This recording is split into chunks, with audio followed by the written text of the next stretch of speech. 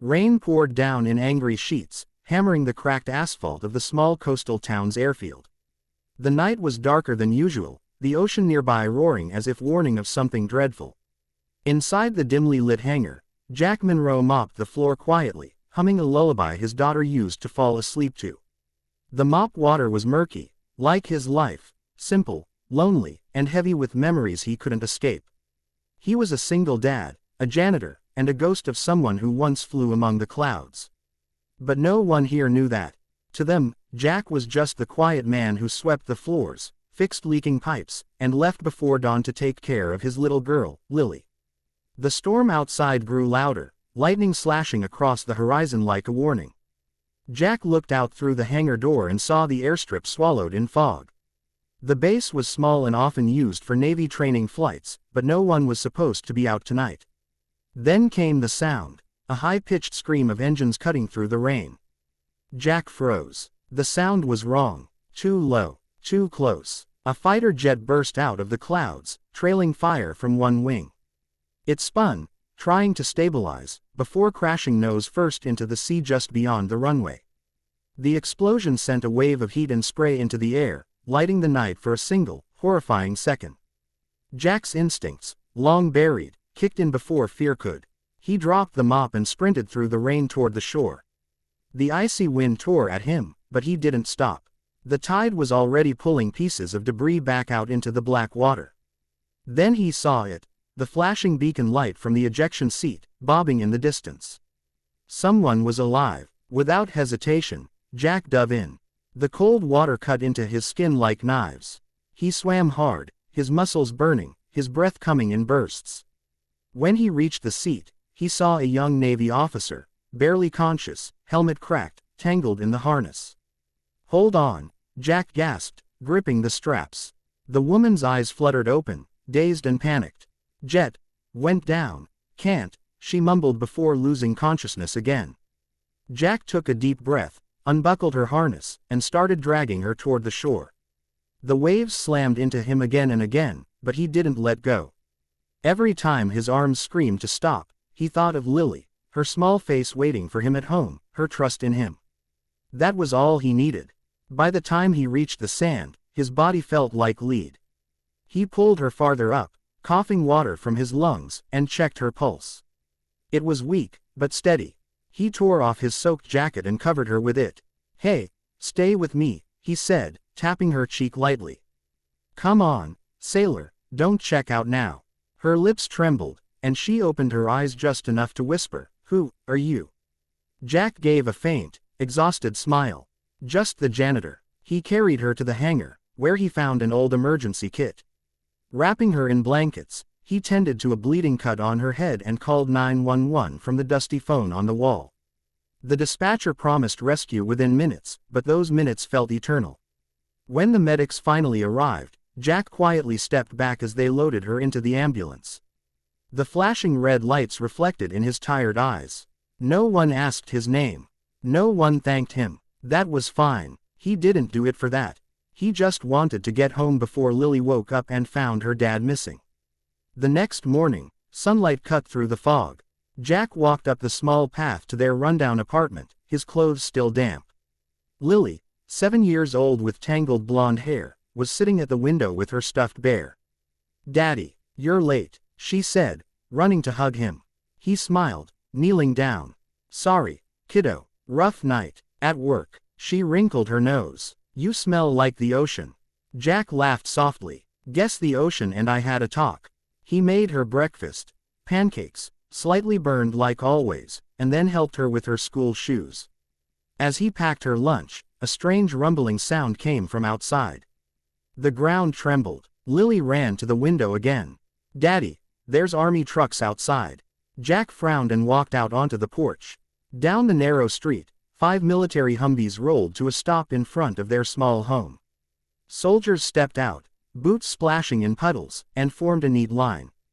The lead vehicle door opened, and a woman in a Navy officer's uniform stepped out, her head bandaged, her posture straight and proud. Jack's stomach dropped. She was the one he had pulled from the water. Lily peeked from behind his leg. "Daddy, are you in trouble?" He placed a reassuring hand on her head. No, sweetheart, I think it's okay. The officer approached, her eyes steady on him.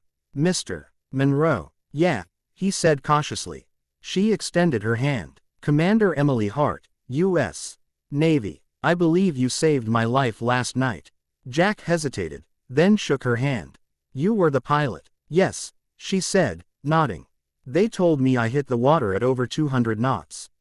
The ejection seat malfunctioned. If you hadn't gone in, she paused, voice faltering. I wouldn't be standing here. Jack looked away. I just did what anyone would do.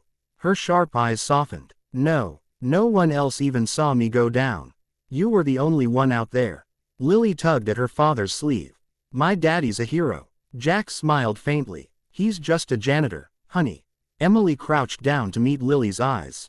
Then I think your dad might be the bravest janitor I've ever met.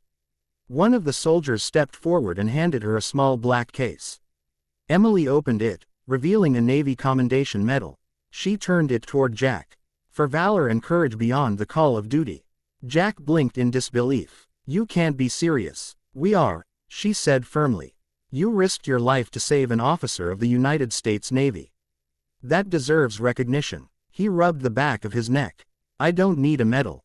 Just keep it. You earned it more than I did. Emily tilted her head. I read your file, Mr. Monroe. The emergency dispatcher mentioned your name. You served, didn't you? Air Force, 33rd Fighter Squadron. Jack's jaw tightened. That was a long time ago. She nodded slowly. Captain Jack Monroe. Call sign, Falcon. Flew over 100 missions. And then you just disappeared. He said nothing. The weight of her words pressed against years of silence. After my wife passed, he finally said, Lily needed me more than the skies did. Emily's eyes flickered with something like respect. The military could use men like you again. I'm not that man anymore, he said quietly. Just trying to raise my kid. She smiled faintly. Then you're doing the hardest mission of all. The soldiers stood at ease now, watching silently as the wind rustled through the street. Emily turned back toward her convoy, then paused. Mr. Monroe, the Navy is hosting a ceremony tomorrow at the base. I'd like you and your daughter to attend. You don't have to accept the medal, but I'd like people to know who saved me. Jack looked down at Lily, who was beaming up at him. Can we go, Daddy? He sighed, defeated by her hopeful eyes. All right, kiddo, we'll go. The next day, the base hangar, once empty and cold, was filled with officers, reporters, and flags fluttering under the bright sun. Jack stood awkwardly at the edge of the crowd, wearing the only suit he owned. Lily clutched his hand, her little shoes shiny for the occasion. When Commander Hart stepped to the podium, she addressed the crowd. Last night, during a training flight, my jet suffered catastrophic engine failure. I should not be alive, but because of one man, a civilian, a father, a former pilot, I am. She gestured toward Jack, who shifted uneasily. Applause rippled through the hangar. Lily grinned up at him, proud beyond measure. Emily continued, sometimes, heroes don't wear uniforms anymore. Sometimes they wear janitor's coveralls. But courage doesn't fade with rank, it lives in the heart. The medal ceremony was short, but when Emily pinned the medal to his chest, Jack's hands trembled slightly. For the first time in years, he felt something he thought he'd lost, honor. Not from flying, not from orders, but from being the man his daughter already believed he was. Afterward, as the crowd dispersed, Emily walked over. You know, she said, if you ever wanted to come back, I could make some calls. Jack chuckled. I think my pilot days are done. But, maybe I could teach. Flight school, maybe. She smiled. That would suit you, Falcon. He looked at her, surprised. You found my call sign.